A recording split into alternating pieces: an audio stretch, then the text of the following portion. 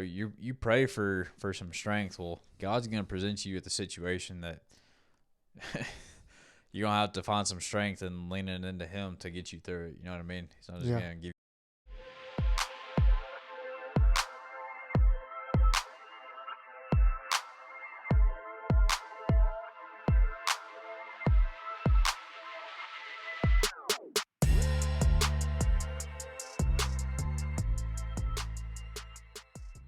What's going on, man?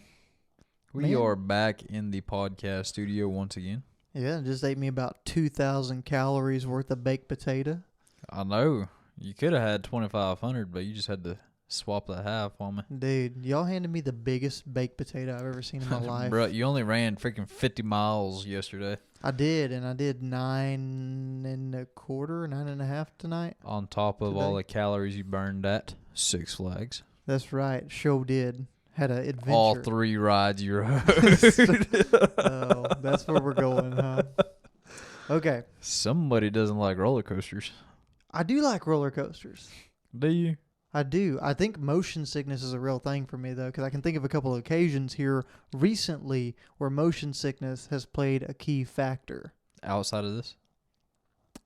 Well, I can think of two Six Flag instances. Okay. But those have stipulations around them. And we'll talk about this because this is a thing now. But what about... The other time was whenever we went deep sea fishing. That's what I was going to bring up, yeah. I got sick. They were like, oh, yeah, just stare at a single point on the horizon. And I remember you telling me no. about this. Like, you're throwing up while you're reeling in the fish, right? Oh, absolutely, yeah. I'm just sitting there puking. Like, I'm trying. Okay, I was trying not to as I'm pulling in this fish. And we're red snapper fishing. Mm-hmm. So, like, obviously, you got 2 tags. And they're like, okay, you can choose this one. Like, I reel it in, and I'm, like, dying. And he's like, hey, yeah, we can throw this back and try to get you a bigger one. I was like, is it legal? He goes, yeah, it just barely made it. I said, put it on a stringer. I'm like, I want to go home. Like, it was so bad, dude. I don't want to sit at the back of the truck. Or the boat. I hadn't thrown up yet, and we're just getting beat. Yeah. Over and over, and then just after that, just started puking. Sounds like you're weak. I'd probably be a bad pirate. I guess. I guess that's fair. Okay. Yeah, you can't be part of my pirate posse. Probably not, dude. That's what that sucks because I'm actually a pretty big fan of the pirate era. Absolutely, man. I am too. Yeah, but here's the thing though: is like I probably just jinxed myself because I don't get seasick and I've never been seasick. Yeah. So double whammy just now. Good. Huh? Good. Yeah. I hope so. I hope you received the full experience. I don't know, man. Like I've never struggled with it. Some I'm thankful for. So I haven't ever on bay stuff. Like just running around the bay or on boats or anything like that. Which I mean, so I don't know. I've known some people that like the bay just destroys them, and so they just be obliterated out there in deep sea. But then folks like you, where you're fine in the bay, but once you get out a little bit further. I don't know what it was. It was just constantly like it was rough. Don't get me wrong, it was rough. We were just getting beat.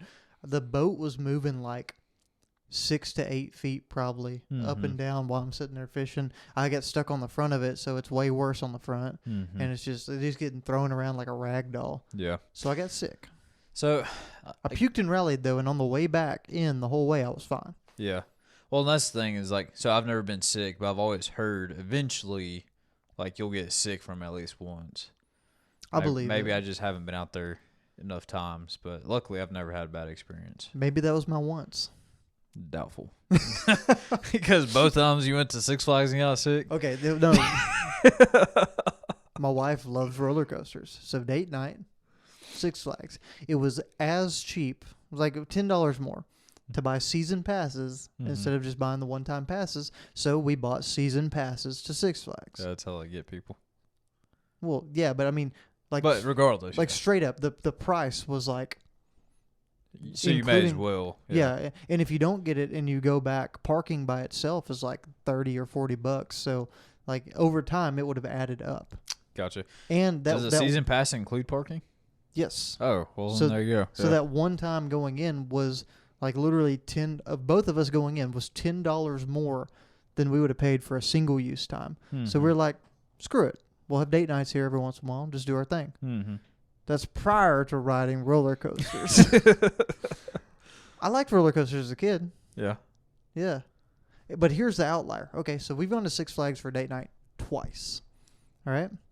Both of which were days that I ran very long distances and burned a lot of calories, and my system was all jacked up. I was way behind on food, and then had all these adrenaline dumps from these roller coasters, just dump all that crap into my stomach, and then I didn't throw up. For the record, I have not puked from roller coasters. It just hits you. Yeah. Yeah, and I just take a break. Yeah. Just take a break. It doesn't help also that my wife knows that I'm down for roller coasters.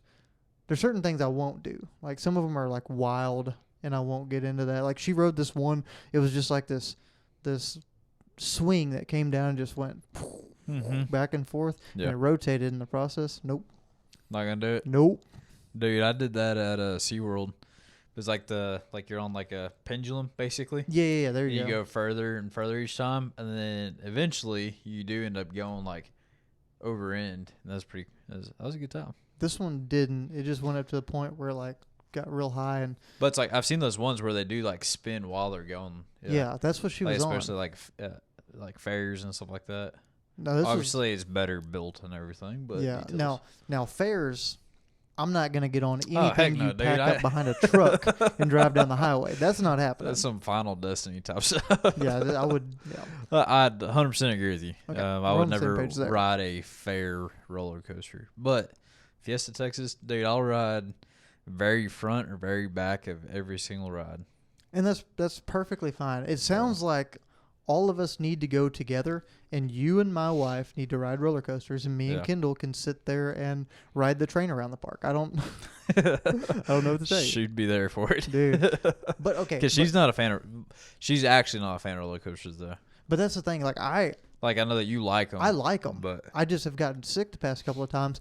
But let me explain myself. Okay, this is where I'm going to try to validate it, and hopefully this is what it is, because this is what I want it to be.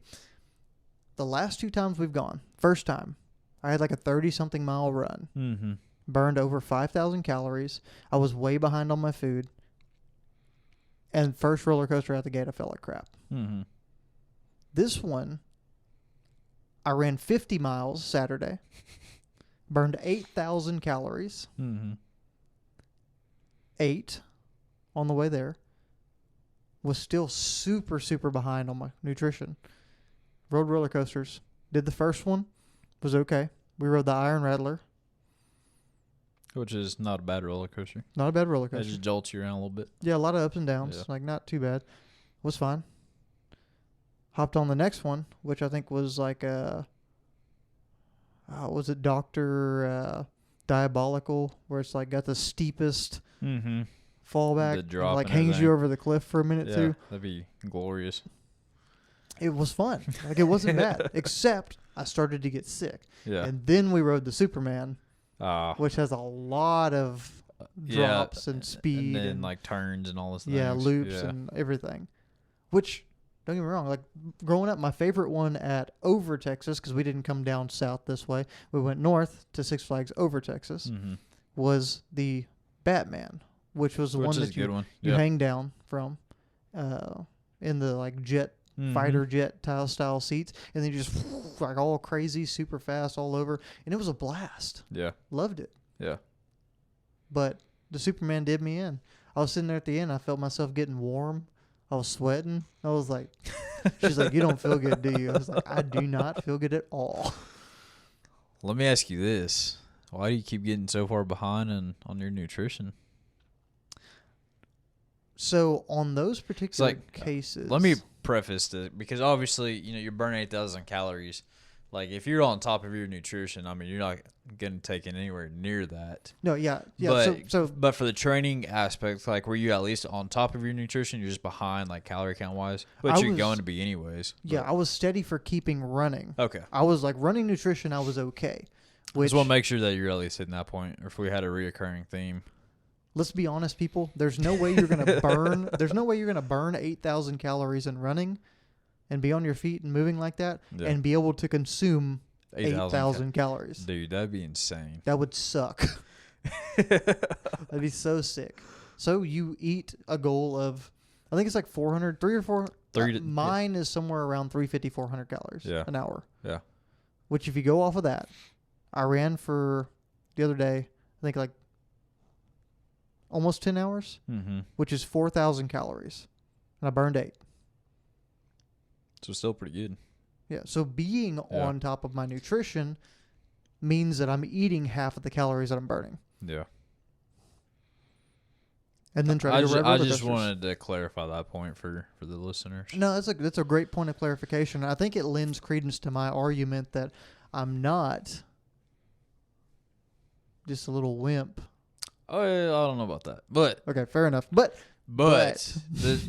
what we'll do is we will plan a normal day. Yeah, and then go to Six Flags and see how it plays out. I think so. How it pans out, plays out, whatever you want to say. Yeah, either one works. Yeah. Fair enough. Fair enough. To be continued, man. To be continued. I do have a bone to pick with you, though. Oh, gosh. What you told me. Was it earlier today? Yeah, it was earlier today. We just gotten out of church. Heard a great service.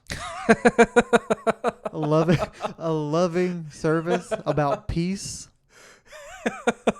And you chose violence. Did that hit you that hard? Hey.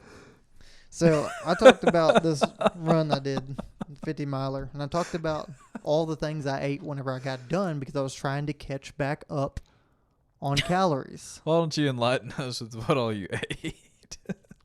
So it probably wasn't even that bad. I was just talking smack. It wasn't that bad, I don't think. So I ate a grilled cheese. Start off. Yeah. And then Lane was like, "We got sandwich meat in there." I was like, "Oh shoot, okay." So I ate a turkey sandwich. Right after that. And then rolled into a brownie. Because Lane made brownies. And I downed a protein shake. I don't think that's that bad. But then, as soon as I tell him this, Lane looks at me and he's like, "Man, you'd probably be ripped if you didn't eat like crap all the time." Like, what? What? I feel like that's I was just trying to pick a bone with you, you know. I feel like that's pretty personal. Like coming from my soul. Let's be honest here though, because like you know how strict my diet is, and I'm still not there either. So, really, I feel like what that all kind of sheds light to is eat what you want, man. Like I don't know. Yeah, as long as you feel good. Oh man. No, Well, the thing is, like, right now, you're burning so many calories. Like, it really doesn't freaking matter. Dude, I'm eating like a horse, and you're still dropping weight. I am, dude. I'm almost below 170. It's wild. Because I've been at 185 during this training block. What I will say is interesting. You know, this past week, I've been in recovery. I just looked at my schedule, and this week will be kind of like a recovery type week as well. What I find interesting is going into that race, like as steady, like 195. And this entire week, I've maintained like my normal diet, like food intake, calorie intake, all my same macros and everything. My workouts have been, I've only had 3 mile recovery runs this past week. And I have actually dropped weight with less activity, which has been interesting. That is interesting. I guess a couple of points why that could be a reason. Well, and Kendall was like, "Oh, your metabolism's still high from the race, whatever." It's like, well, but we're over a week into it now. Well, I guess you could have that conversation, but you could also have like strength training burns more calories than cardio does. Because you're consistently tearing your muscles up and having to rebuild them, and you actually burn more calories rebuilding muscle than you do burning it while you're lifting. Yeah. And after a big session like you did, a long race of something extreme, I imagine you're probably rebuilding some muscles. So maybe? I don't know. So that's the interesting thought that I had too. Is like, well, I haven't been lifting, and so I'm not obviously you're not going to drop muscle that fast or anything. But it just like begs the question, like, well, have I been maintaining weight because I've been maybe more so maintaining muscle, or like I don't know. Maybe it's just because I've been, just kind of like having back-to-back workouts pretty consistently. My body's like, oh, we can finally like pull it back. Yeah, I was wondering. We're not trying to like hold on to everything that we can because we're in fight or flight mode. Which it would be pretty wild So. if your body is that fast at adjusting to that. Like that's a good thing. It's possible, totally possible. But it seems crazy. Yeah, no, I mean, well, that's what I'm saying. It's been super weird because I've in 1 week eating the same thing, same hydration every day. Like my normal routine like that, nothing has changed with the exception of pulling back my workouts and focusing on recovery this past week. I've dropped 4.5, 5 pounds. So Dang. that's kind of weird. I don't know. It is. I don't know. Maybe somebody knows something out there and they can. Maybe somebody smarter than us. Yeah, if you are smarter than us, it doesn't take much. Let us know what that might be. Yeah, creatine intake still the same. I don't know. Yeah, the water storage. Yeah. What has dropped is my caffeine though. Hey. Yeah, look at that. Look at that public shame working. Okay. What are we talking about? What we got? How much? I've been in recovery, so I dropped my pre-workout. Okay, so you're just not taking pre-workout then. But positivity. Look at that. Look at that. Oh man. You'd probably be ripped if you didn't drink so much pre-workout. That's an interesting thought. Yeah, I don't think that correlates. No. I'll ponder it for you, but Oh. I don't know where it's gonna lead. I don't either. But I do know one thing. What's that? You mentioned the word recovery. Ooh. Recovery. Like recovery sponsor. About like Access Recovery? Yeah. If you look at this old T-shirt right here. Dang, got boy. this thing right there. It's a nice medium over there. Thank you. Yeah. Did you get that from Baby Gap or? Yeah, I did because I have to wear stuff like this because I'm not ripped because I eat like crap. Yeah. I know that is given to you by the good old Clydesdale himself. So That's he also right. wears medium. Oh, dude, he wears smalls. While he runs away from grizzly bears. He does. Oh, let's not even go there. That's an insider joke, folks, that we can't talk about. Yeah, that's not appropriate for this show. But Access Recovery. If you find yourself in the Houston area anywhere, and you don't have to be an athlete, you don't have to be an ultra runner. You just have to be somebody that wants to feel a little bit better. Mm-hmm. Maybe wants to have something that brings them a little bit of holistic style health to their lifestyle. Absolutely. If that's something you want to do, we encourage you to drop in to Access Recovery in Conroe, Texas. Mention that Next in Line sent you by, and they'll give you 10% off your visit.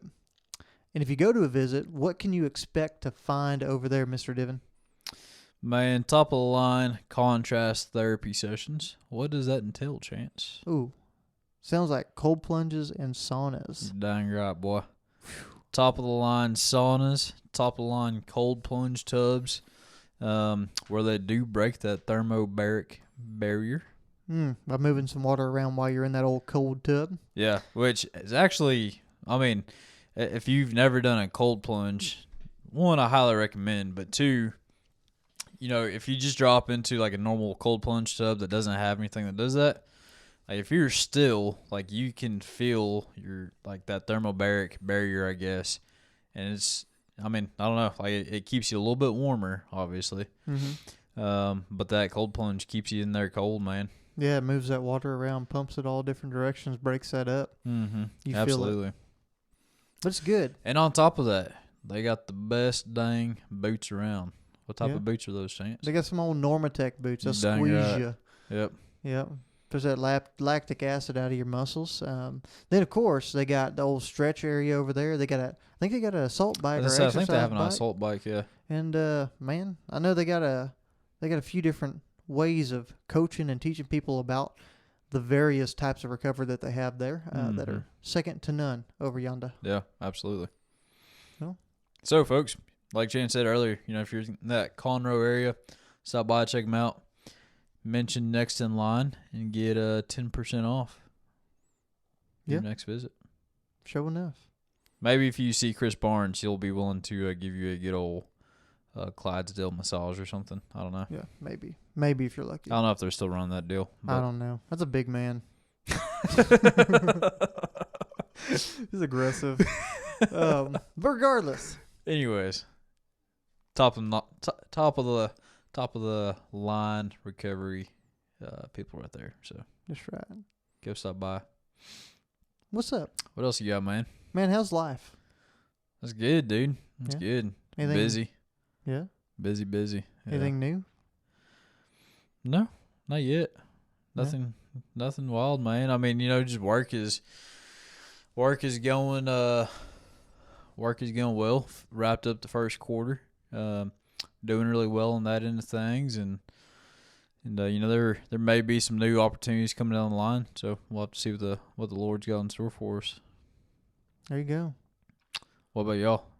Man, just getting ready to roll, dude. I know, dude. We're literally 2 weeks out. We're literally 2 weeks out. Yeah. Tomorrow's 2 weeks. Which is crazy. Yeah. So. Because we've been talking about this for forever, and now it's actually here. Yeah. So just about. So. 2 week taper period starts tomorrow. What does it look like for you? So these 2 weeks leading up to this race, man, it's going to be a pretty significant taper. Going to take it probably down to the 60 or 70, somewhere between 50 and 70 next week. Mm-hmm. And then going to take it out to probably like a 20, 30 mile week just to stay fresh, and then just leading into the race. Yeah. Just shakeouts mainly, some easy stuff. Just staying comfortable, making sure I'm not overdoing anything, and getting ready, man. Yeah, you excited? Yeah, man. It's getting real. Lane, my wife Lane, not my husband Lane. Sorry, joking. My wife Lane, female Lane. We always get them confused.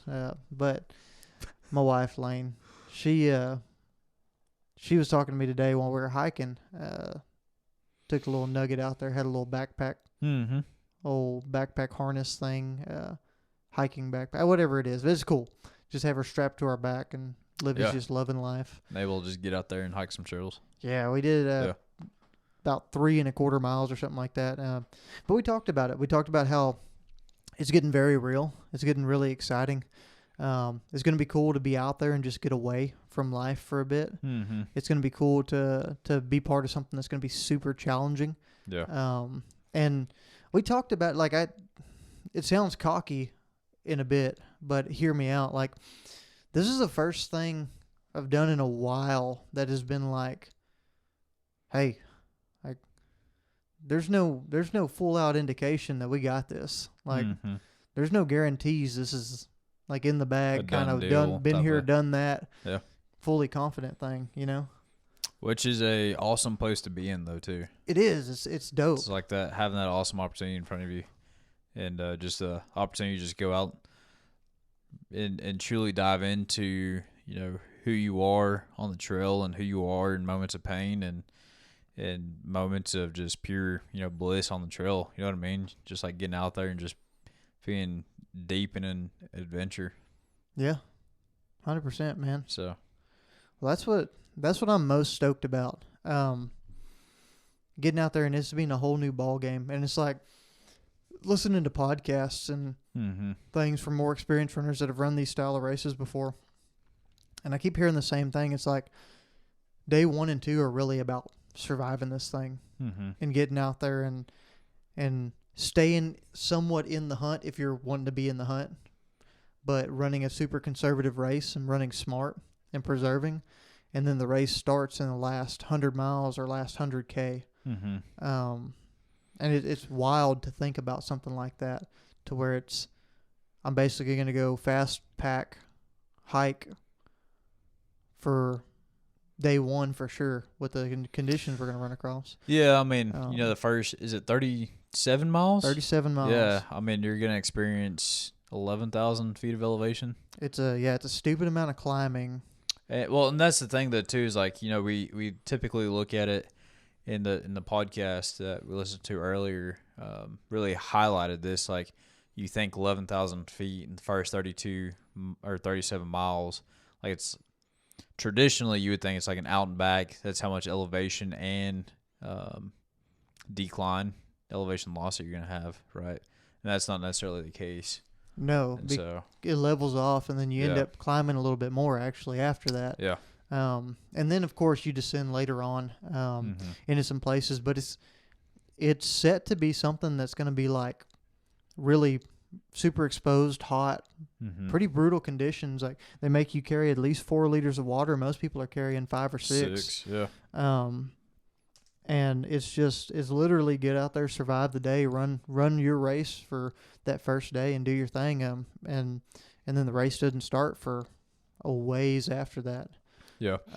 One of the cool things that I recall from that podcast, with those two guys that have done it a few times now, I appreciate that. One, they highlighted that it's not just a ruck for most of it. Like it's a true runner's race once you get out of that first section.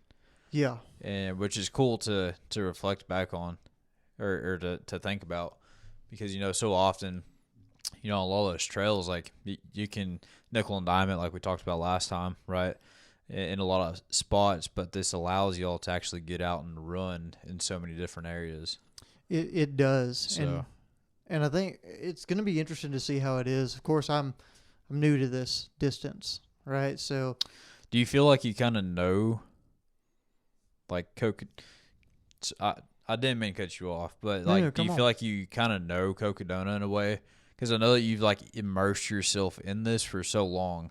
Oh, dude. So, yeah, hindsight 2020. I've been obsessed with this race since it first came out. Which is 3 years, 4 years, something like that, right? This year or before. Yeah. So, yes, I've watched the live stream every single year. I've watched pretty much everything anyone has put out. I'm talking from people that got 100 views on their video to people that got hundreds of thousands on their videos. Yeah. And just consumed everything I can, learned everything I can about different aspects of the race, like where a crew can come in, like what the trail looks like in this certain area where they say it's super technical. So in a lot of ways, yeah, there's areas of Cocodona that I do have that mindset towards, right? I'm like, okay, and I'm not going to be able to point them out on a map right now as we sit, but no, for sure. When I get out there, I'm going to be like, this is exactly what they were talking about here. This is how they approached it and things like that. So I do think there's some advantage there, but at the same time, you don't know until you're out there. Exactly, right? yeah. And actually go through it. But actually immersing yourself in it, I still feel like prepares you so much more than just having a preconceived thought of what it could be like. Yeah. And then getting out there and being punched in the face or something else. You know what I mean? Yeah. So. No, absolutely. And listening to people and just their stories of how wrong things have gone, how great things have gone in some cases, but how wrong things have gone for some people, and just the perseverance of pushing through there because of the rationalizations you make. Like if your feet are absolutely obliterated because of blisters, unless it gets infected, none of those things are permanently going to hurt you. They're just going to suck. Shoot, Sally McRae's story from last year is a prime example of that, dude. 5 miles in, she got her socks mixed up, and it was a brand new pair that had never been washed. 5 miles in, got started up blisters right then and there, and had the remainder of a 250-mile race with blisters that, covering the entire heel, literal chunks of heel coming off. Correct. So.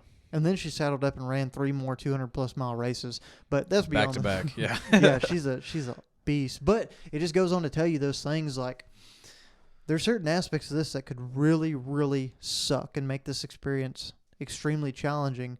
But it is that much in the head of that ain't the end of it. You know, it's just it's super painful. It sucks really bad. It's a challenge in front of you. That's all it is. Exactly. Yeah, but it's not going to end you. It's just it's part of the game.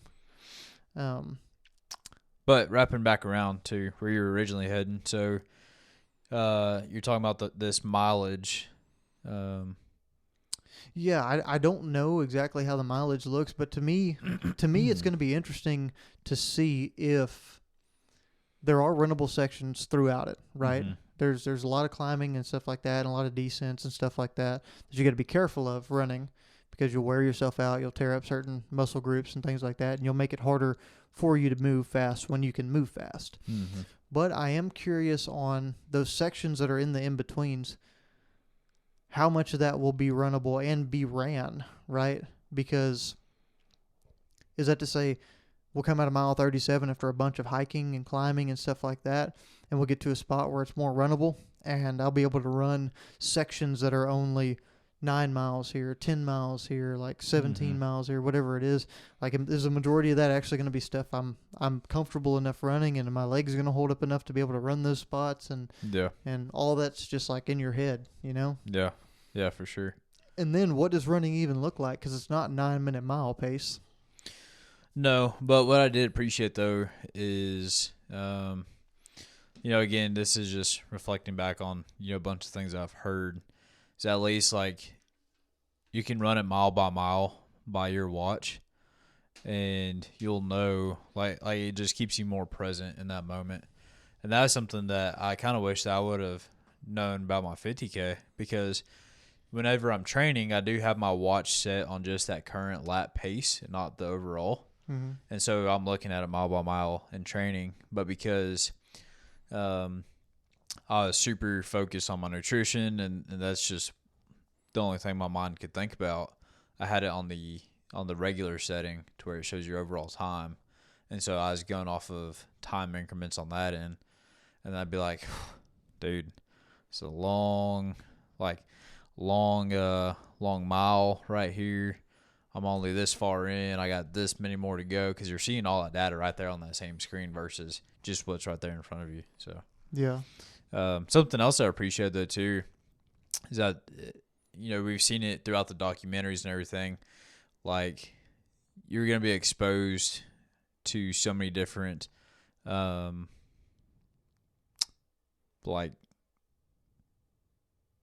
I don't know what the word is I'm looking for. I'm blanking. Like geographical type stuff. Like, you're not just going to be up in the mountains the whole time. You're going to be in the desert too. You're also going to be in the forest. Like, there's all different scenes that you're going to be running through. It's going to be pretty cool. So. No, absolutely. And yeah, the whole environmental side of it's going to be wild. Yeah. Right. Because you start off and it's like 90 degrees in a valley, and you're climbing up, and you go over a couple mountains, you stay in the desert, you jump around these different spots, and then you climb up on the plateau, and you're in the middle of a bunch of like logging country up there, and it's cooler, and you're on logging roads, and you're up around Flagstaff, and you go up more mountains, and yeah, it's you go through red rocks. Like, it's so neat.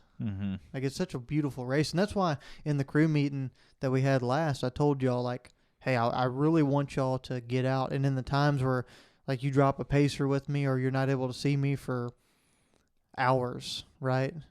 Go enjoy yourselves. Like, go see some of these awesome places, and just be tuned in to what Arizona can offer, because it's beautiful. It's an awesome place. It truly is. And especially in the capacity that we're going to see it, there's not a lot of folks that get to see the state like that, I think that's what I most look forward to, is like whenever you're out there running these areas, it's just so much more intimate with that like place that you're in, right? You're not just driving through. You're not just like, if you're walking just like a small little area of it, like you're only exposed to that little section. But whenever you're running trails throughout the state, like, it just creates a lot more, I don't know, I said intimacy a few minutes ago, but like, it just creates a lot more, like, it's just like a more profound impact. It's like what you're exposed to overall, I guess. Yeah. I don't know, but no, I think you're exactly right. And I am excited though. Like, you're gonna get to stretch your legs, dude. Yeah.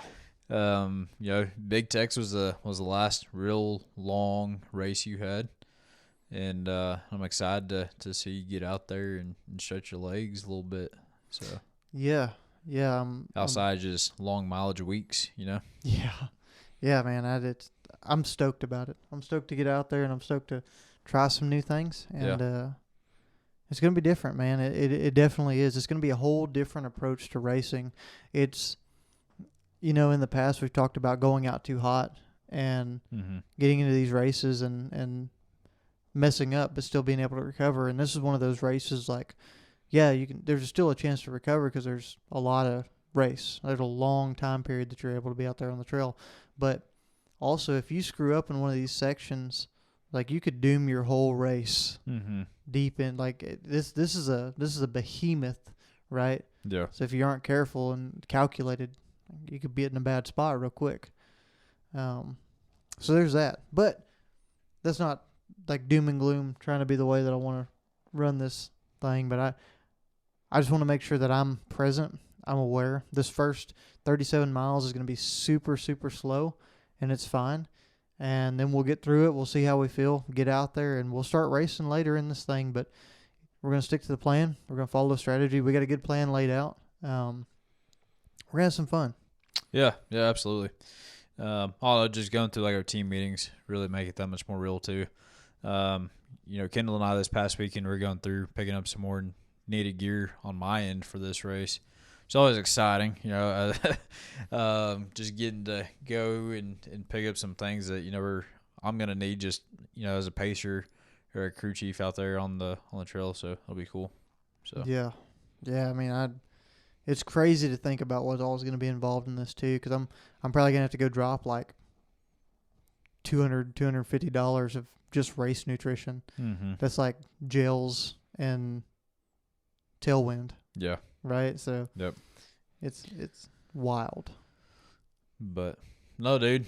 Well, other than that, what is there anything else going on in the life of Mr. Chance Pitts? Man, excited for the taper. Excited for things to slow down just a little bit, focus on recovery, stretching, running some Normatex, maybe hopping in a cold plunge a couple times. Yeah. Getting excited about that, but more so excited about what that brings for time with the family, what that brings for just enjoying life a little bit, cutting back, chilling out. Work's crazy. Work's not going to get any less crazy, so just learn to deal with it. Just been processing things different, journaling a little bit. I mentioned that earlier to you. I think I laid that out to you. And yeah. What is that?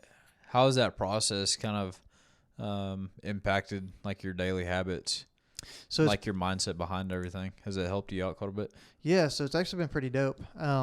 It's kind of it's almost a form of manifestation in a way too. Kind of like visualization, like we did during Live Hard and everything. Yeah, exactly. Yeah. So what that looks like for me is I've got a notebook, and it's got about 25 lines on it or so. So what I'll do is I'll write the date in the top corner. There's a little box for the date on the journal. And then I'll write pretty much bring it to life is basically what I write on the top of it. I like that. Yeah. And what I do is I like that a lot, dude, actually. At first I had like reflections and then. Well, because I say that because like whenever we're going through Live Hard, you had to go through and you visualize and you had freedom in how you went about it. Yeah. And typically, one of the most straightforward ways, like, I'll just go through, write down journal for 15 minutes, whatever it is. But I like what you just said, bring it to life. Yeah. That's freaking powerful thinking about it. It's cool because of I didn't think of that until after I had done this a few times and put it into work.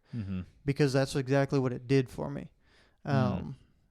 And that's why I chose that title. But what I do is I break it out and I basically divide that 25-line page into 5 sections. And I write down things that are important on it. I write down the first section is faith. Second section is family. Next section is physical health. Then I put mental health. And I put career. Those are my 5 sections. And I literally write down the day I want to have in those. Are those in order of priority too? Somewhat, yes. Relatively, right? Relatively, right. I think physical health and mental health are kind of in there. They probably go together more. Go together, yeah. Yeah. So priority wise, they're basically like in order. Faith, family, health, essentially as one, and then career, Exactly. Heck yeah, dude. And I dive into faith and what that, like, just being straightforward with y'all. What that looks like for faith is like, today I will talk to God 3 times, once with my wife, and then today I will read the next 3 chapters of the book of Romans and study how it applies to life. Yeah. And then I will flee from sin, and I'll give the examples of lust, anger, fear in the form of sin, things that makes us do, the reactions it causes within us. And things like that will be my faith area. And then for family, like, I will be present for my wife and actively look for the things she needs me to do to support her. Yeah. I will actively try to make my wife feel loved today. I will actively try to be the best dad that I can be for Livy today. Yeah. And there'll be more like specific examples based on what we're going through. But then, like, mental health will be the same, physical health will be the same, and career, though it is on the bottom of that priority list of those things, it's been one that's had the heaviest impact too, because I'll write down things like, today I will run full steam ahead into the conversations I don't want to have.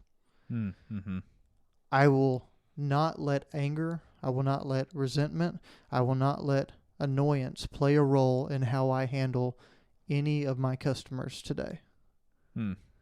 And those are all things that I fall back on, because what I do is I write this out first thing in the morning. So, like, your career stuff is more attitude based. It's not like a checklist of stuff you need to do. Correct. Yeah. Because now there are a couple things that they're like big projects that I've put off, or something that needs to get done for sure that might make it on that list. But I try to avoid it being a checklist, because what I have found with me is that I have a negative attitude about work from that first phone call, because my job consists of people calling me with their problems, and it's usually the same group of people, like the group of 5 different individuals call me at the beginning of every day and at the end of every day. So no matter how my day is going to go throughout it, it starts off with some crap. Yeah. And then it usually 9 times out of 10, it ends with crap. So knowing it's all perspective change. Exactly. It is. And I don't mean to be negative, but knowing it's going to go like that before they can call me, I'm up in the morning and it's the first thing I'm doing. Yeah. And I'm writing it out at 5 in the morning or 4:30 in the morning or 4 in the morning before they can even get to me, whenever I have a clear conscience, and I'm stating, this is how I'm going to handle this regardless. And does that annoyance hit whenever I get that call at 6 o'clock in the morning and it's a superintendent or somebody that doesn't have their stuff together, or they're calling me about something that's completely irrelevant and they're annoyed about it? I absolutely start to get annoyed. Yeah. I get frustrated. I have these preconceived notions, but then I think about, okay, I said I'm not going to do this today. So I change my approach. I answer the phone. Hey, how's it going, man? Hope everything's going good for you. Oh, man, that sounds like it is a problem. Okay. Hey, this is what I'm going to do to try to help you out. Does that work for you? And then they go on the rant for a little bit longer. Like, okay, so this is what we're going to do to approach that. Does this work? And eventually it positively spins the conversation into something productive and a solution, rather than us both being annoyed with each other. Yeah. Right. And I reread this list, and like I hold this group of values by rereading it probably every couple hours throughout the day.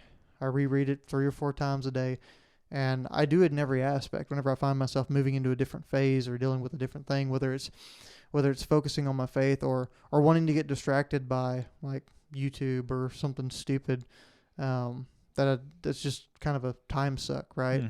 Like, okay, did I go through everything I need to do with faith? Have I studied the book of Romans yet? Have I prayed yet? Like, those are all things that need to fit in there. You're checking yourself on. Yeah.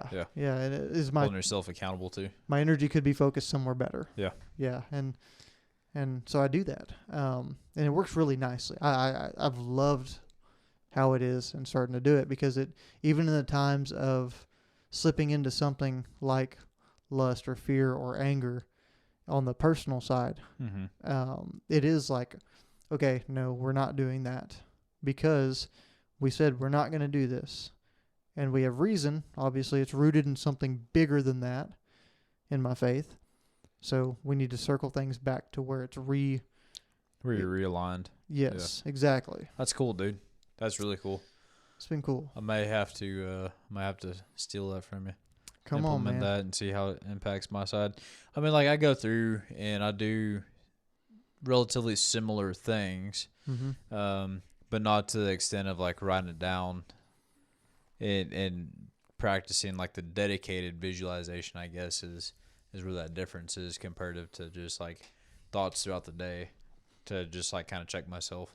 But whenever you have something tangible in your hand, like, oh, like, I already wrote this down today. Does my word mean anything to me? Obviously it does. So I need to hold myself to the standard. That's cool. No, and that's what, like, making agreements with yourself and honoring them and building that self-confidence through it.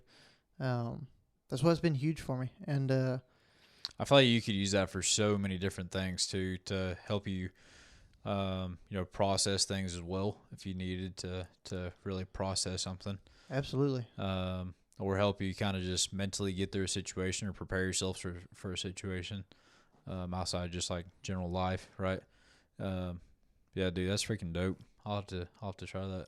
Yeah, give it a shot. And your 5 doesn't have to be what my 5 are, and it doesn't have to be 5. I mean, it can be, like you said, it can just be the situation that's going to happen. If you consistently struggle with something, like mine was frustration with work, it was a big one for me, and it's helped me with that, and also presence with my wife, faith. The caveat, like you said, I try to avoid the checklist, because I don't ever want my relationship with God, my conversations with God. This is the biggest one for me, or even my relationships with my wife. But the real one is where it's rooted in faith, where I don't want it to be a checklist. I don't want to have a checklist approach to prayer. Yeah, for sure. Right, just getting it done, making sure I'm doing it. Because it does become that some days, because it's hard to find the time to sneak it in or whatever. Even it takes like such a short period of time, but it seems like such an investment whenever we're like trying to put time and energy and focus into that. Yeah. But and on the flip side of that too, it's also, at work I do go through, I have like a daily checklist that I try to make sure I do get done every single day. And I'll have like a miscellaneous of like to-dos that need to get done that day as well. Yeah. But I find if I do go through and knock everything out of my checklist, then like there's days where it like frees me from anything else.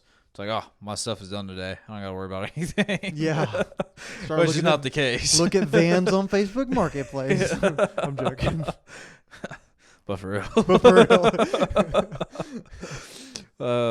And so, it's definitely, relatable, where it's like, oh, I did my checklist, I'm good.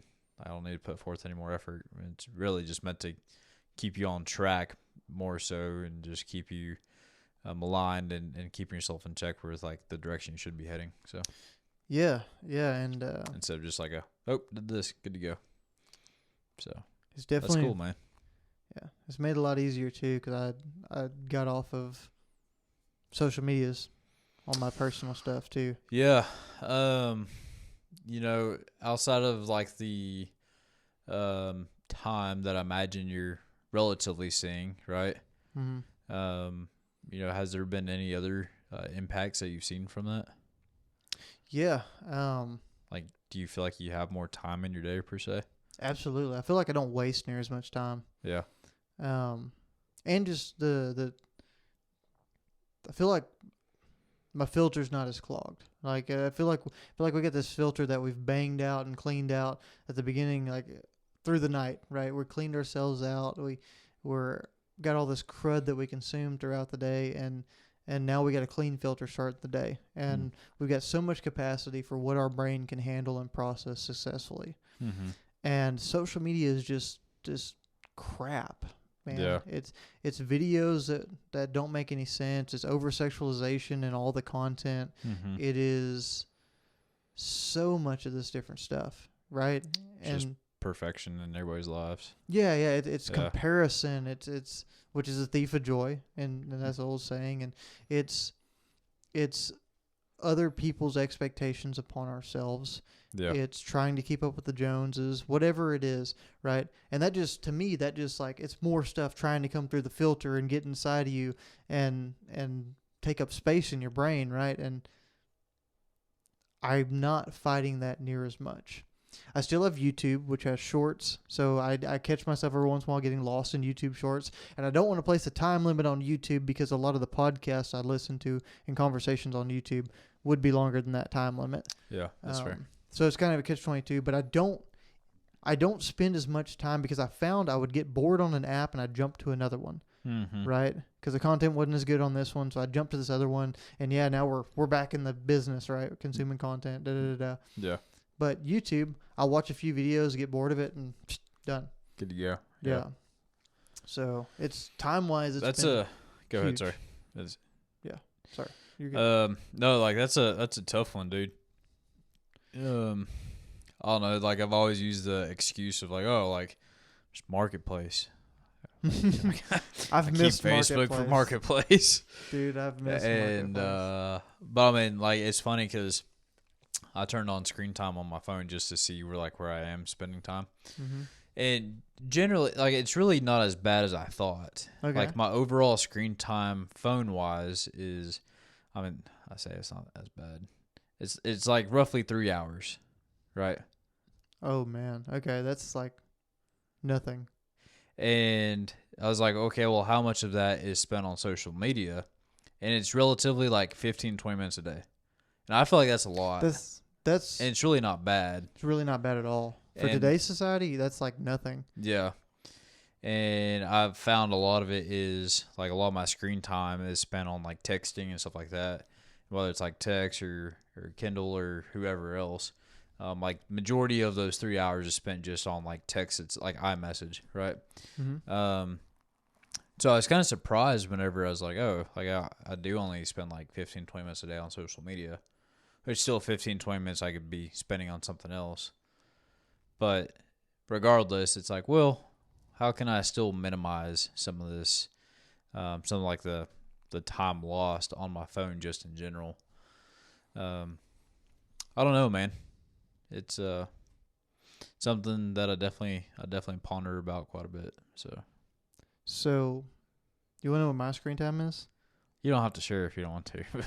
No, like it's 90% of it is work. Yeah. Like straight up. Well, I mean, and that goes for both of us because of our jobs and what we do. So. Like so you've been with me in the car. You know how my phone is. Yeah. Like it never stops. It's just blowing up the entire time. Yeah. And straight up, like I'm not being disingenuous.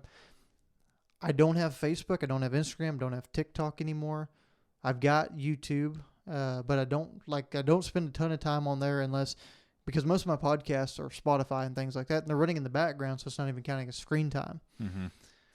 My screen time typically in a day is about 8.5 hours. Dang, dude.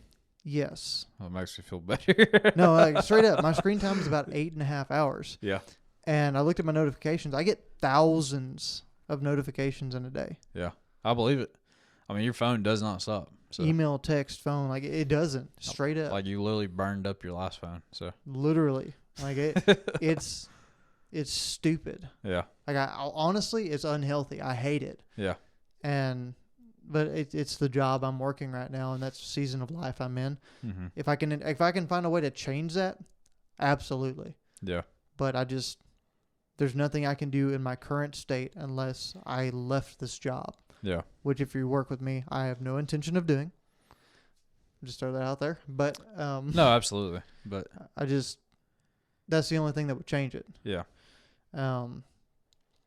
So I mean, at least you're like going through and being proactive though, on like how you can make the time on your phone spent like being more productive. Which, I mean, even then, still 90% of it was for work, right? Yeah. But it's like we do both. Like Dude, I can go down some rabbit holes on TikTok. Oh, dude. Holy smokes. Like, TikTok is like the hub for going down rabbit holes. It is. And so that's one of them. That's one of the reasons I had to get off of it. It's just very easy to make that transition, I guess. It is. So, yeah, I think getting off social media was a great thing for me. Yeah. I think it was phenomenal. I think if we're ever going to grow this podcast, we're going to have to manage social media. But I just like very closely. Yeah. And I don't know what that looks like, because I don't know if I want to put that level of unhealthy things back in my eyesight. Yeah. Just because I have been, it's been a different kind of like clogging of the filter. Yeah. With work stuff per se. Well, no, I mean, that comes back on me too. Like, I can definitely pick up that side of things. Yeah, but I don't want you to end up having to like. You got things going on in life. I mean, I don't want you to have to deal with that. So, I mean, it's still our responsibility though. Sure, and we can talk about this more later. Yeah. But the big thing is, like, I do want to get to a point of sustainability. I want to figure out what that is. Mm-hmm. But I want to find a way to be off of my phone more and Mm-hmm. engaged. And I found out in the evenings and whenever it's not work hours, I am much more engaged. Yeah. I do play the New York Times games with my wife every single day, but they're super limited. You play one of each, and then it's locked unless you pay for the subscription, and I ain't spending no money. So, like, we're good. It takes me... You're better than me. Yeah, it takes me like 30 minutes maybe, right? Yeah. And then I'm max 30 minutes on those, and I'm off of it. It's probably more like 15. Yeah. And that's about the biggest waste of time that I have right now. I mean, it just makes you more present in the moment. It does. Yeah. Yeah. And I found out that I'm way more tuned in with my daughter, way more tuned in with my wife. And I'm less dragging whenever I'm having to get up and do things in the morning and all that stuff, because I just consume a bunch of crap, and it can go down rabbit holes, like you said, on TikTok into late night with conspiracy theories and videos and things like that. Yeah, absolutely. All the things. Yeah. And even whenever I get up at 3 a.m. to go run, I find myself scrolling on some kind of media for a little bit, postponing the run. Yeah. Well, and for me, like, I'm on the opposite end of that. Like, I'll get up, I'll go run, and then I'll go through like after my run, I'm sitting there cooling down. Like, I'll go through our Garmin feed, see what everybody else did the day before, whatever. Mm-hmm. And then it's like, oh, well, let me hop over to Training Peaks. And so I'll go through, look at all my stats over there. And it's like, I still got 10 minutes. And then you hop on Facebook or you hop on Instagram or whatever it is. The next thing you know, 15 minutes goes by and then you start off your morning late. So Yeah. I've been there so much. Yeah. It's just an easy trap to just consistently fall into. So. It is. I don't want to live there anymore. Well, good, man. Heck yeah. Yeah. So if y'all ever catch me going back in the agriculture industry and just like living outside on a tractor with with a flip phone, like that, probably where we're at. I just finally decided to give it all up, and I don't want that sucker to ring. So here we are. Yeah. Oh, that's cool, dude. Oh, cool. Yeah. Well, there's life. Yeah, man. That's awesome. Lots of awesome things going on, and we got some big stuff coming. So agreed, man. I think we need to dive into Matthew. Dude, I think we're an hour into this sucker. Yeah, talking about roller coasters, dietary habits that keep people from being ripped, access recovery, social media, journaling. Covered a lot of stuff, man. Mm-hmm. Ultra running. All that leaves for today is Matthew 15, I believe. Right? That's right. Hopefully some of y'all decide to tag along in this reading journey. And we'll go ahead and say it. If you're interested, we'll be reading 16 and going over 16 next week. So be sure to dive in if you want to be part of that. We'd love to have you along as well. But for now, you want to take her away with old 15? Yeah, dude. So 15 was pretty short to the point. There's a couple things in there that were some bigger takeaways. Really, that first section of 15 that goes into defiling. I appreciate how hypocrisy was just brought to light in the manner in which it was discussed in this little section. And on top of that, though, too, it also highlighted, it's not necessarily what you take in that defiles you, but it is what you put out. Which, whenever you start wrapping your mind around it and applying it to your life, it's like, well, that makes sense. You know what I mean? Yeah, absolutely.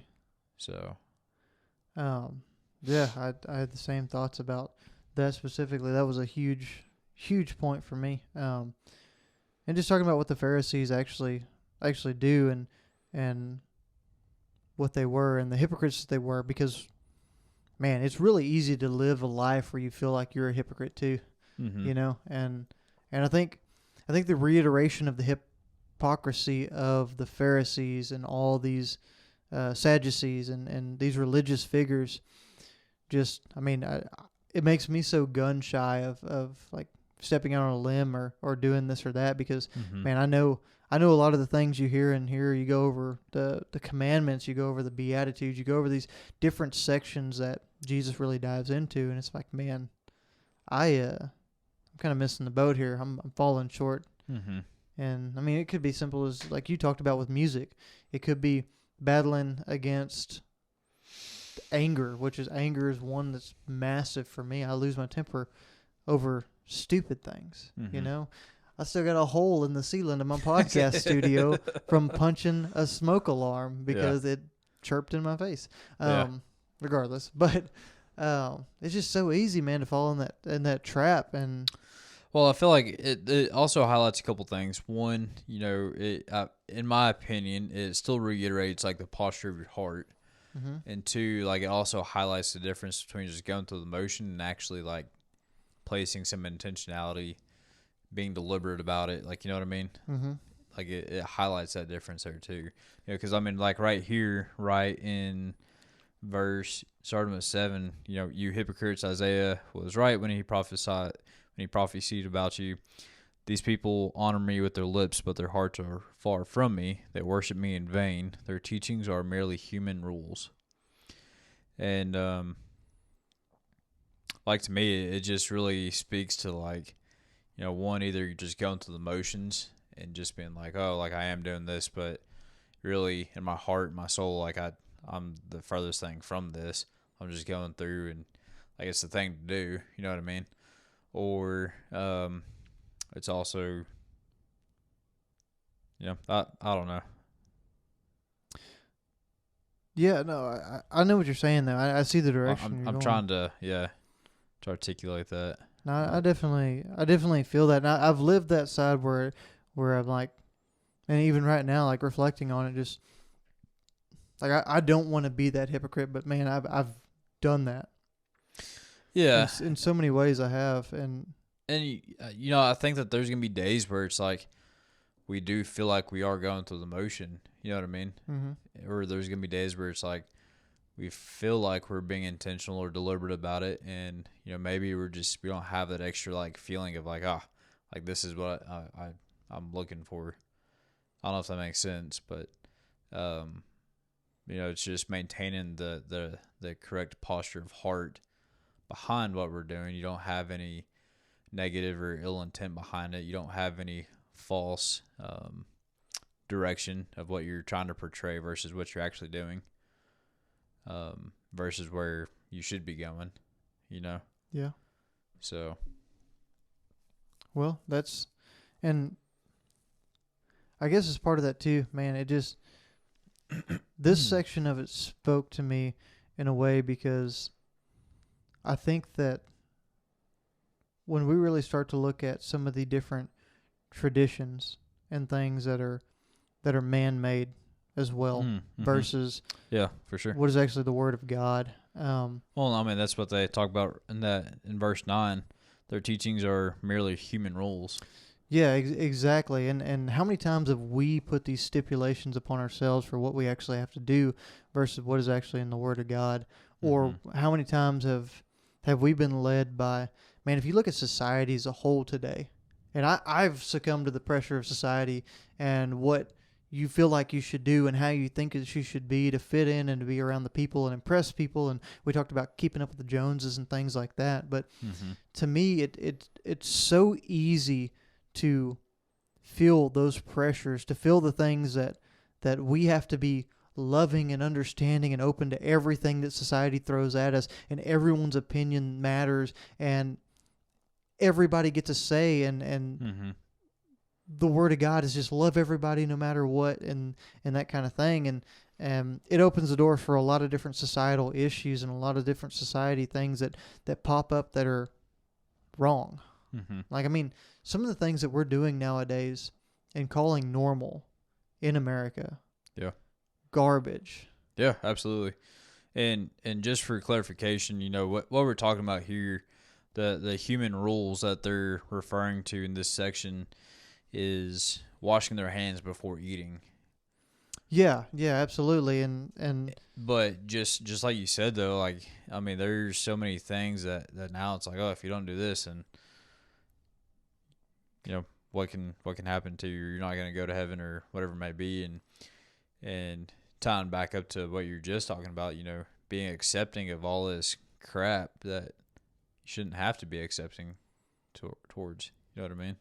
Yeah, and I think one of the biggest turnoffs for most of the churches and things that people go to is the hypocrisy that you see, and it's kind of the same thing that's mentioned here in a lot of ways. You've got individuals that have a holier than thou attitude, right? And they've got you got to wear your Sunday best, show up in a suit and a tie, and you got to walk the line. You've got to be everything you can be on Sunday. Yeah.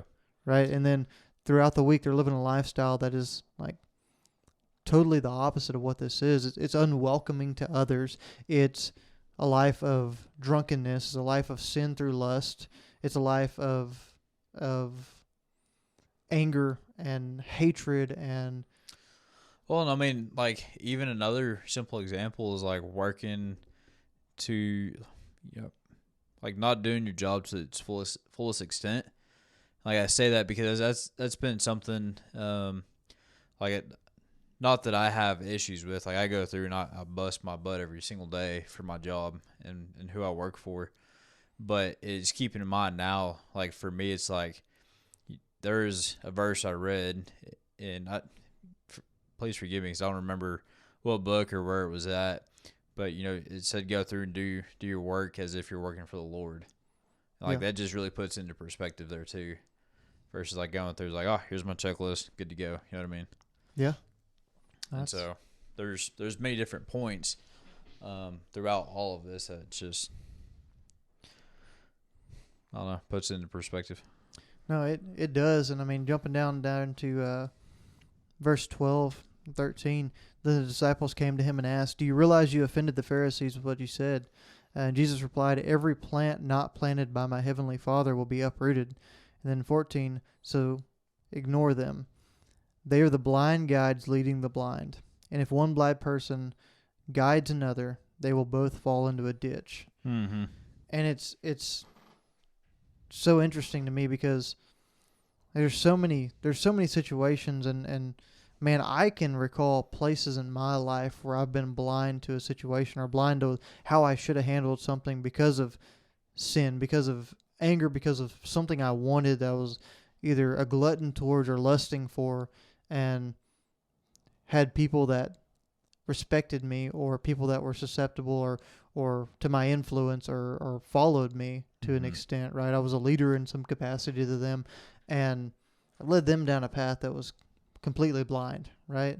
Yeah. And that's a weird place to be, but I think that's something that hit me hard because of that too, because I mean, it's really easy to start to walk your own path. And we talked about it a little bit last podcast, I think, with the mindset of being your own God and having this just over the top ego and approach to life and what you believe is true. And it's really easy to fall into the trap of thinking that you're in control and that everything in your life is a product of your actions, right? And I think that's one thing that you can really talk to here, where like every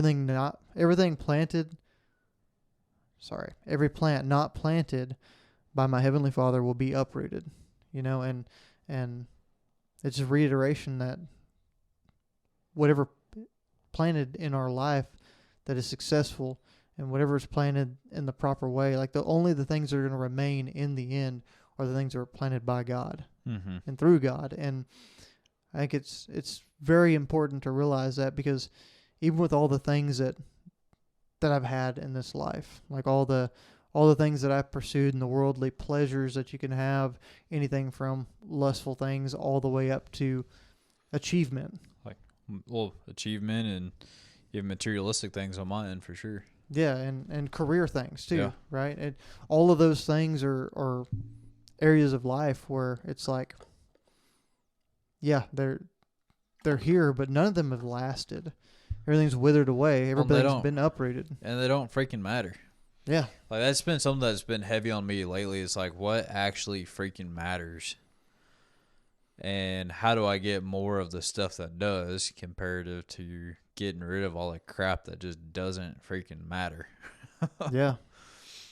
And I don't know, it's just processing that and taking ownership of that and trying to implement and declutter, per se, so many different things in my life, and anything from tangible materialistic things, right, to time, like we were talking about earlier, being more intentional and deliberate with the time that we have, and getting rid of things that take away from what our focus should be on, which is our faith and our family, really, at the end of the day. And just being free, dude. Like, just having options to be free from just like tied down and going through and I don't know, man, just being stuck.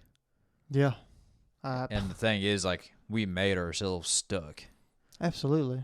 Just from, ignorance and everything else. And now it's like, well, dang, how do I get out of this? Well, I mean, and it reiterates the point we just talked about with the worldly things, the societal pressures, all the things that we see the value in or saw the value in. And now those are the golden handcuffs that hold us down and keep us in a place where we can't do all the free things that we want to do. No, I mean, you don't have any option because you put yourself there. Yeah, you've created a slave mentality and a slave relationship with the things that we worshipped. Yeah, the things that we thought we needed.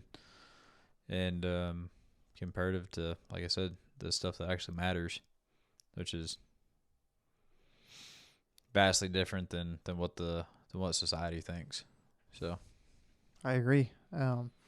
And man, there was a verse that struck me down there with 18 that was really, really tough.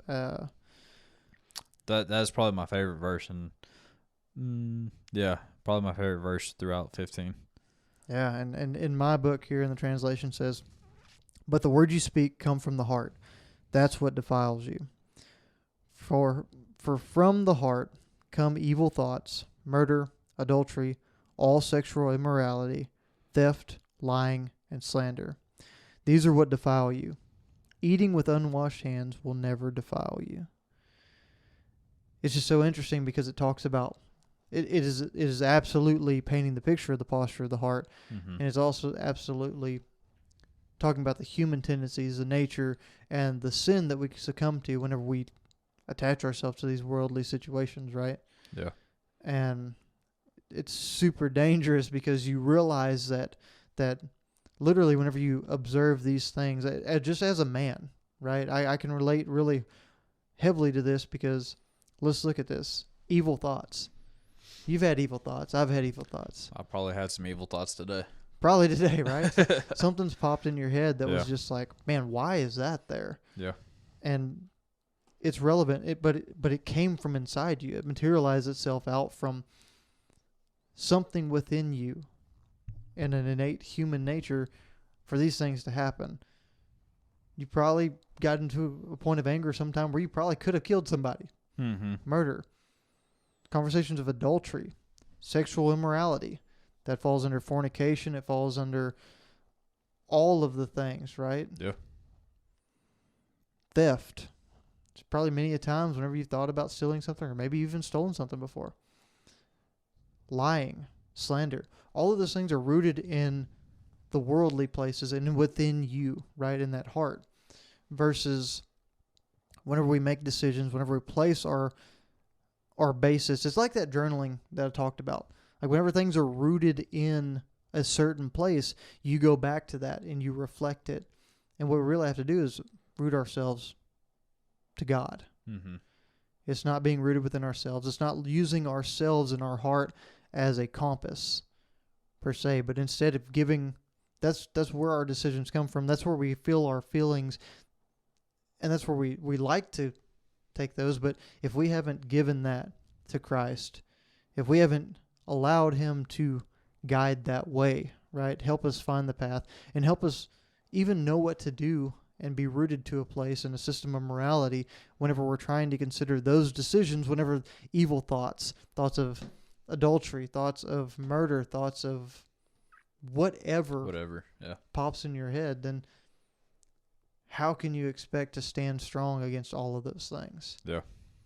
And I know that's been a huge thing throughout my life is understanding things were probably not right, but not having the moral rubric to grade myself against whenever I would make these decisions or rationalize something that was, looking back, totally just wrong. Mm-hmm. Right? Yeah, absolutely, man.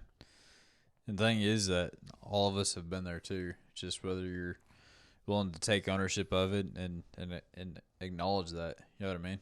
Yeah. So, and moving on to the next section, the faith of a Canaanite woman. It really just shows yet again, it's by our faith that these miracles are happening or do happen. Yeah. Right. And it just, again, just reiterates that point in yet another section within this book of Matthew. It's by our faith that things happen. Whenever there's a lack of faith, that's when situations come up short, I guess. Yeah. I mean, we can reflect back on 14 whenever Peter was walking on the water.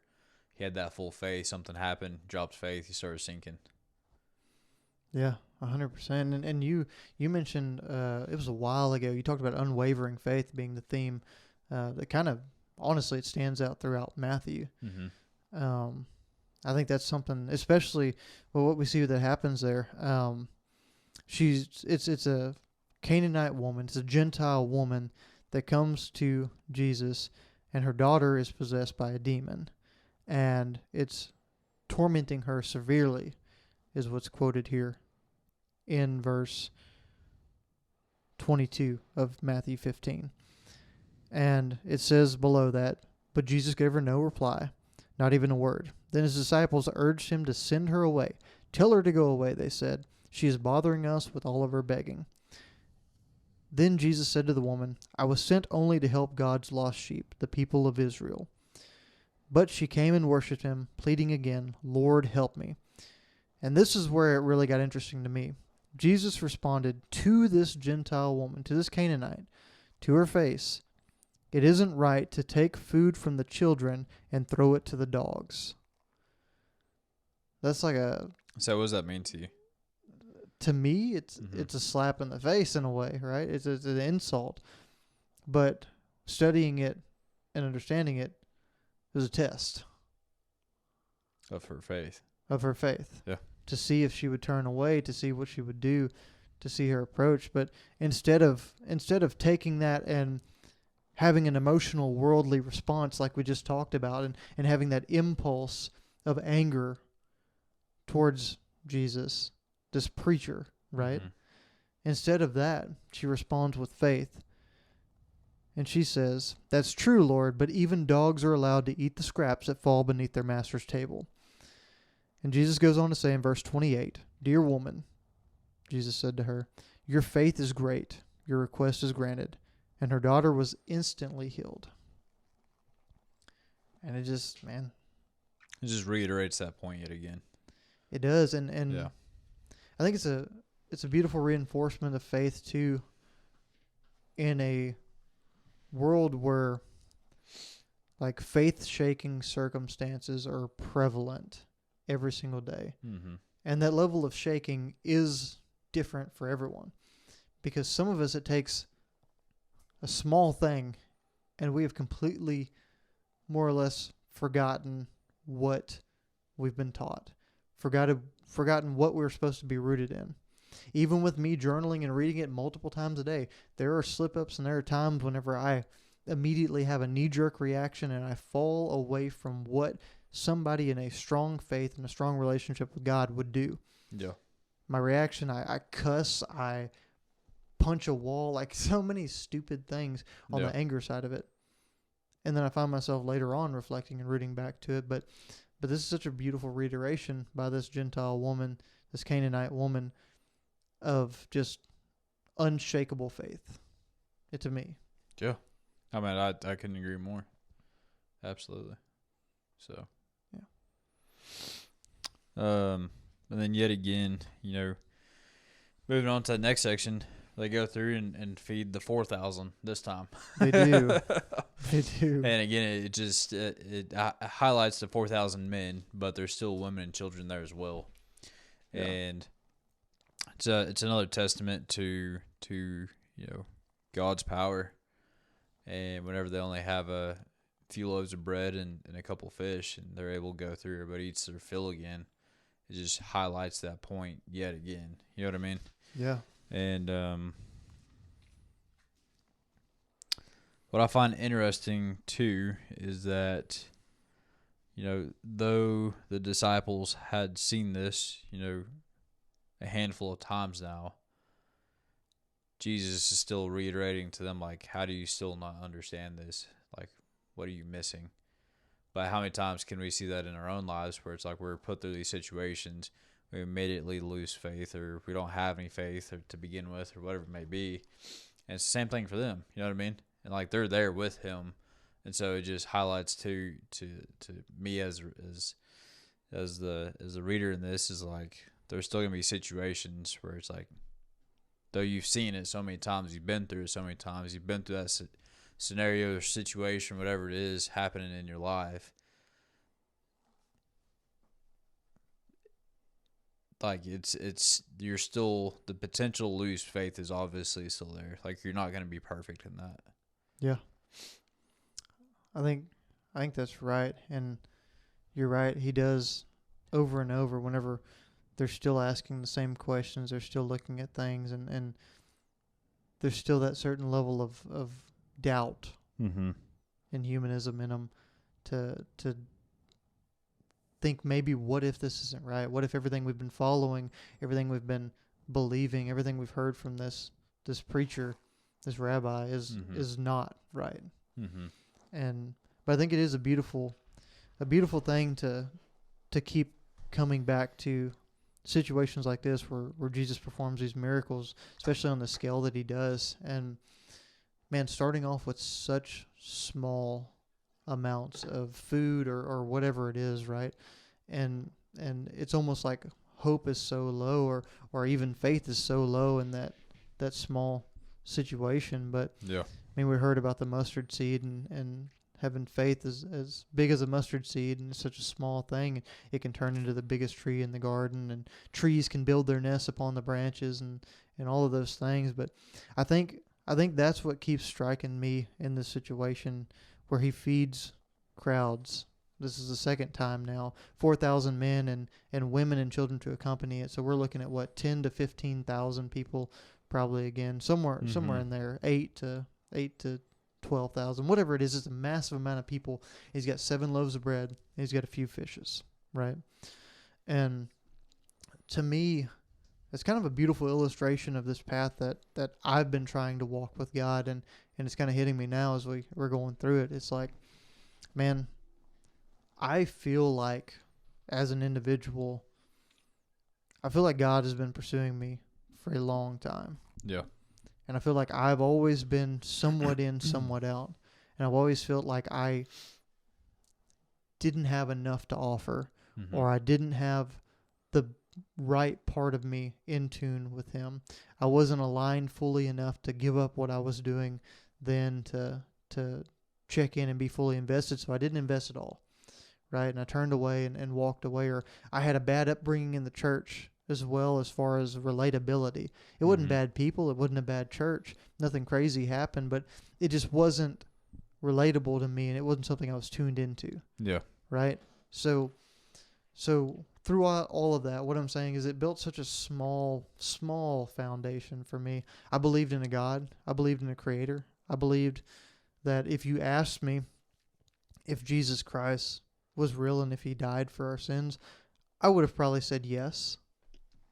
But beyond that, there wouldn't have been much there. Mm-hmm.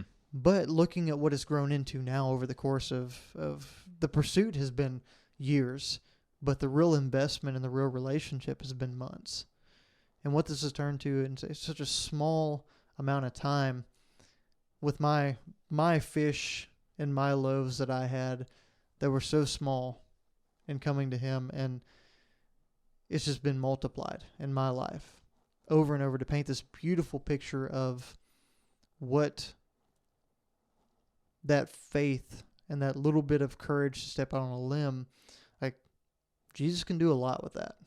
God can do a lot with that. And it's a realization that I come to through this, that I just, it continues to grab a hold of me, because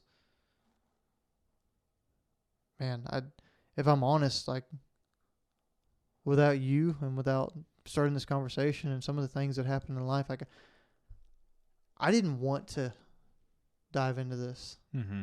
To be honest with you, I was scared. I didn't think I was ready. I was nervous. I didn't think I was worthy. I wanted to avoid that, and I was so uncomfortable with it. But the smallest little dip of a toe into the pool to test the temperature, and some huge things have happened in my life. Huge changes have happened mentally, physically. I mean, it's just in a variety of things. And yeah, absolutely. It paints that picture of, man, give me these loaves that you have. Give me these few fishes, and with it, we'll feed thousands. Yeah. You know, reflecting back, I don't think I realized the impact that conversation was going to have on either of us. Yeah. And we're still, still yet to see like what's going to come down the pipeline either. But like you said, just from the littlest domino per se to kick everything off.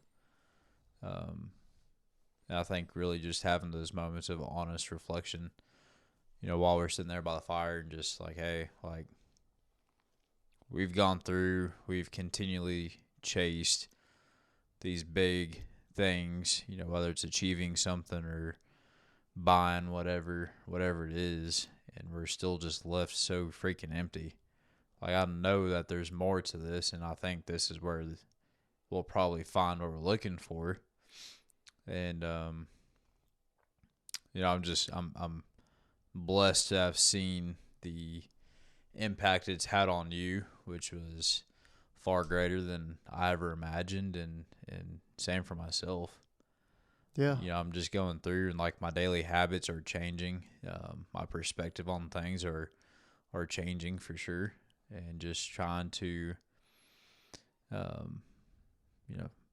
live how I should be comparative to how I used to want to live. Is all selfish, is all about me, is what I wanted in that moment, is what I craved for, or just had my mindset on doing this one thing, or whatever it was. And now it's like that's not what this is about. Yeah. And it's just the change it's had on our lives has been pretty wild, dude. And I don't know. I'm excited to see how it all continues to play out. So I agree. I couldn't agree more. And, and that goes to say too, like there's gonna be tough times. There's gonna be different seasons within this, right? Yeah. There's gonna be seasons of difficulty and loneliness where we don't feel like we're we have that relationship maybe, or we're just like we're consistently putting forth an effort and we don't feel like we're getting anything out of it. Like, I don't know. But what I do know is that, there's seasons, obviously, with everything that you do and everything that you dive into. And so just keeping the right perspective about everything, and maintaining the posture of heart that we should be, and just having that faith. So. Yeah. And the only thing I'd add is that reiterating the point of good days and bad days. Like I think we said highest of highs and lowest of lows before on the podcast, but like my days with the most discomfort about who I am or what I'm doing or what's laid out before me that I have to do. Yeah. This is the most uncomfortable I've been in a while. Yeah. Of things. But also on the best days, this has been the most at peace I have been. Yeah. In a long time. Yeah. And it's cool to see, because I think constantly one of the most normal things to us now is you got to get comfortable with the uncomfortable, because that's where the progress is. Mm-hmm. And so that being something that keeps rearing its head up, like that's just a North Star kind of thing. We're pointing out that direction. It is, man. It is. And that's so applicable to like so many different things in life, whether it's a new opportunity at work, whether it's something like this where, you pray for some strength. Well, God's going to present you with a situation that you're going to have to find some strength and leaning into him to get you through it. You know what I mean? He's not just going to give you strength. And there's some prayers out there, man, that are just like there's some difficult things or some things that you can pray for that will have a much larger impact than you probably realize. Going through and praying for a situation to grow that faith in him. I mean, your mind can kind of go crazy on what kind of things he can throw your way. Yeah. Yeah, and all the little things that, like, those little tugs or that little, like, that feeling you get, like, hey, go talk to this guy, or hey, go do this. Hey, you should go take care of that. Yeah. And the things that we don't follow, like all the opportunities we've been leaving on the table, too, whenever we've asked for them, right? Well, it's like all the subtle reminders, too, like for you, your porcupine. Yeah. See, that one was a weird one for me, man, because I've only seen 2 porcupines in South Texas. And so this gets on a whole different thing, but not to derail your conversation, but it talks about looking for signs, right? Because looking for signs is actually something we're not supposed to do. Yeah. Supposed to have faith and live by faith. And I'm always one that like reads too far into things. And one of the things that grabbed me was I saw a porcupine on one of my runs. And then the next day we went to church, and I had never seen a porcupine in South Texas. It was out of nowhere. Didn't even know they were down here. Cool thing. And then the next day we went to church, and our preacher had a conversation in which he mentioned porcupines out of the blue. Had never mentioned them before whenever I'd been there. And it was just like a North Star telling me, hey, this is where you're supposed to be at.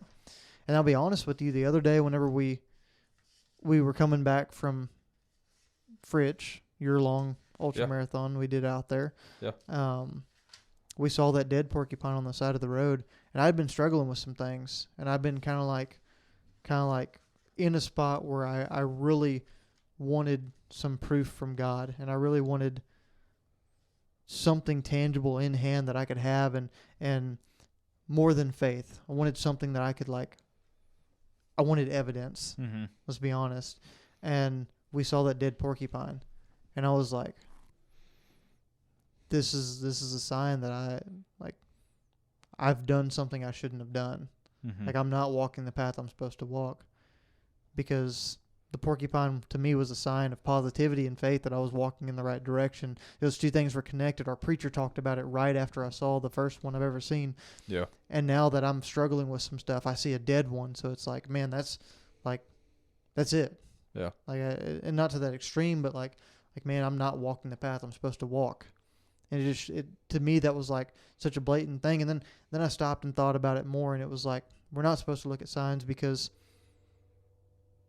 the devil can use worldly things to put things in your mind. He can place ideas in your mind. He can torment you and lead you down paths. And so much through Scripture, we learn how God is not going to abandon us, and it's not a point of us disappointing in our actions, moving us away from God. It's our faith that saves us, and the grace of Christ, or grace of God through Christ, that saves us. Mm-hmm. So, just to talk about it, it was so easy for me to get wrapped up in signs like that, and so easy for me to go down this rabbit hole and go to a place that was super unhealthy because I stepped out of faith and tried to step into evidence, right? And that just didn't work. Yeah. So.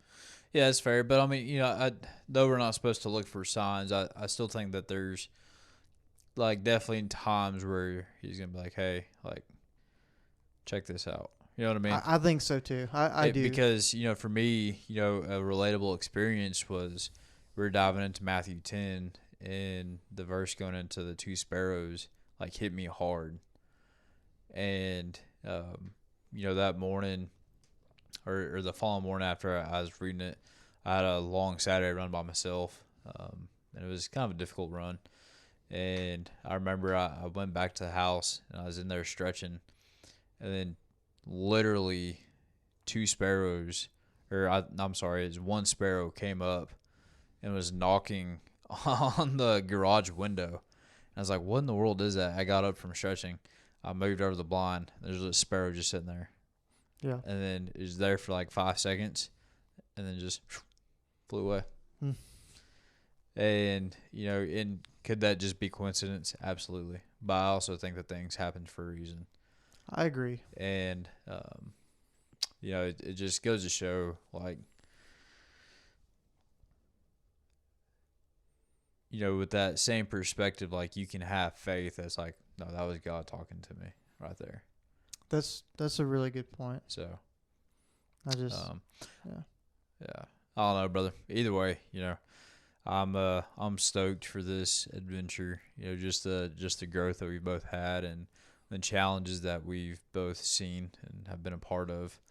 And, like I said, there's going to be highs, there's going to be lows, but just maintain that faith through all of that. And just the past couple chapters of Matthew have just really reiterated that, I think. So it's been solid. I couldn't agree more, man. It's awesome to see the path both of us are walking and how that's been intertwined in so many ways.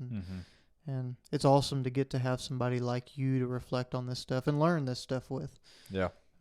'Cause I feel like that's something that most people our age at this point in our lives going through what we're going through and with the questions we have, you don't get.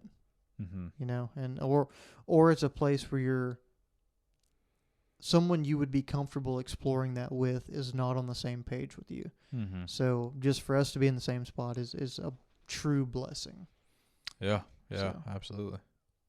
Yeah. Absolutely. Well, I mean, I think that kind of ties back into our community here. If y'all are going through some things, if y'all are needing prayer for anything, I mean, we're not any we're nobody special, but we'll definitely include you in our prayers if you are needing something. If you want to join us in chapter what's next? 17, 16? 16. 16, sorry. Getting lost. You're good, man. This has been a long journey, but it's good. Chapter 16. But yeah, I mean, if y'all want to dive into it with us, send us a message with what you got from it, and just include us. That's what this is about, and just keep on rocking. So. Yeah, absolutely, man. Well, cool. Well, that's about all I got on this one, man. You got anything else? Any closing thoughts or anything? No, I figured we'd just close this thing down with a prayer again and let the people get back to their day. Cool. Sounds like a plan. I'll let you lead this one, brother. Yeah, we'll just alternate back and forth. Is that how it's gonna work? Yeah, I think so. That's cool. All right. Heavenly Father, thank you for this day. Thank you for the opportunity to get together in fellowship and learn about your word and learn about how that connects to our life and leads us to a growing relationship with you. And God, we ask that you just stay with us. Place your hand upon our shoulders. Protect us. Keep us safe. Watch over us and help us walk the path that we need to walk to glorify you and to live in a life of faith with you. God, we pray for those in our surroundings, our friends groups, our careers, our colleagues that are suffering, that are going through situations that we know about and ones that we don't know about. We ask that you'd be with them. Just protect them. Bring them peace and serenity. God, we also pray for those that don't see eye to eye with us, those that we might call enemies or people that just aren't on the same page with us. And we pray that you would be with them as well and that you'd lead them in light. And if we're wrong, show us the ways we're wrong, God. And if there's areas of improvement on either side, just be with us all so we live in a life that glorifies you. And God, we ask that you deliver us from evil, that you protect us from the temptations of this world, and that you forgive us as sinners that fall short of your glory every single day. And God, we ask these things in Christ's name. Amen. Amen. Thanks, dude. Thank you. I sure appreciate you going through, leading that prayer. And folks, y'all get out there, go do hard things, lead the way, and always be prepared for whatever is next in line. Adios, folks.